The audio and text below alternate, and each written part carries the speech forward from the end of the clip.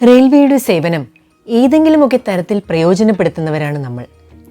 വളരെ ചെറിയ ദൂരത്തിലുള്ള യാത്രയാണെങ്കിലും കന്യാകുമാരിയിൽ നിന്ന് കാശ്മീർ വരെ പോകണമെങ്കിലും കുറഞ്ഞ ചിലവുള്ള യാത്രകൾക്ക് ധൈര്യമായി ആശ്രയിക്കാം എന്നത് തന്നെയാണ് ഇന്ത്യൻ റെയിൽവേയുടെ ഏറ്റവും വലിയ പ്രത്യേകത.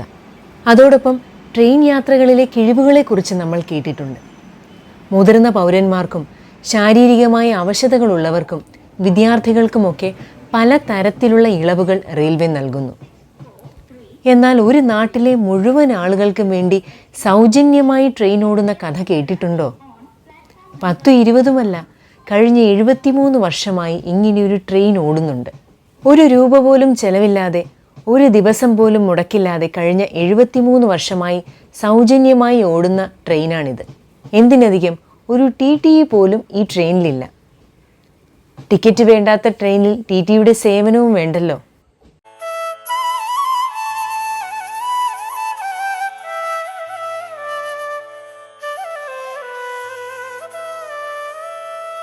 ഭക്ര നങ്കൽ ട്രെയിൻ എന്നറിയപ്പെടുന്ന ഈ പ്രത്യേക ട്രെയിൻ പഞ്ചാബിൻ്റെയും ഹിമാചലിൻ്റെയും അതിർത്തികളിലൂടെയും ഭക്രയ്ക്കും നങ്കലിനും ഇടയിലാണ് സർവീസ് നടത്തുന്നത്.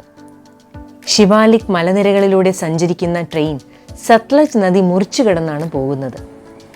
25 ഗ്രാമങ്ങൾ ചുറ്റിപ്പോകുന്ന ഈ സർവീസിൽ ഏകദേശം 300ഓളം ആളുകൾ ഈ ട്രെയിനിൻ്റെ സർവീസ് പ്രതിദിനം പ്രയോജനപ്പെടുത്തുന്നുണ്ട്.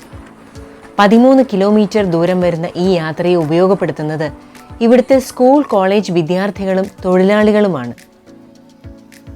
ട്രെയിനിന് പിന്നിലെ കഥ പറയണമെങ്കിൽ 7 പതിറ്റാണ്ടോളം കാലം പിന്നോട്ട് പോകണം.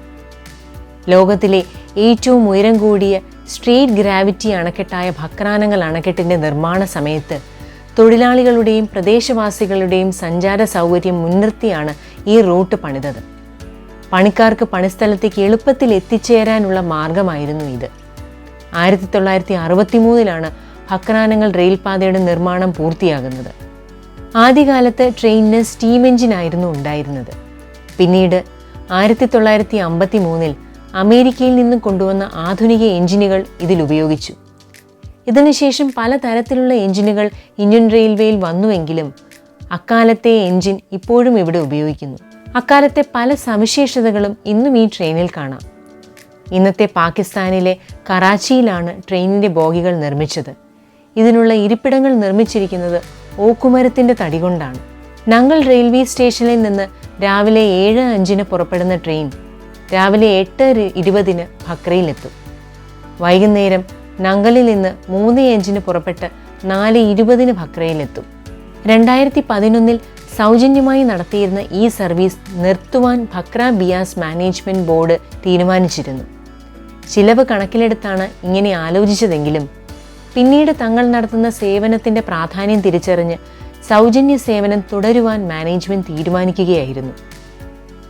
വരുമാനം എന്നതിനേക്കാൾ പ്രദേശത്തിൻ്റെ ചരിത്രം, സംസ്കാരം, പൈതൃകം തുടങ്ങിയ കാര്യങ്ങൾക്ക് നൽകിയ പ്രാധാന്യം കൂടിയാണിത്.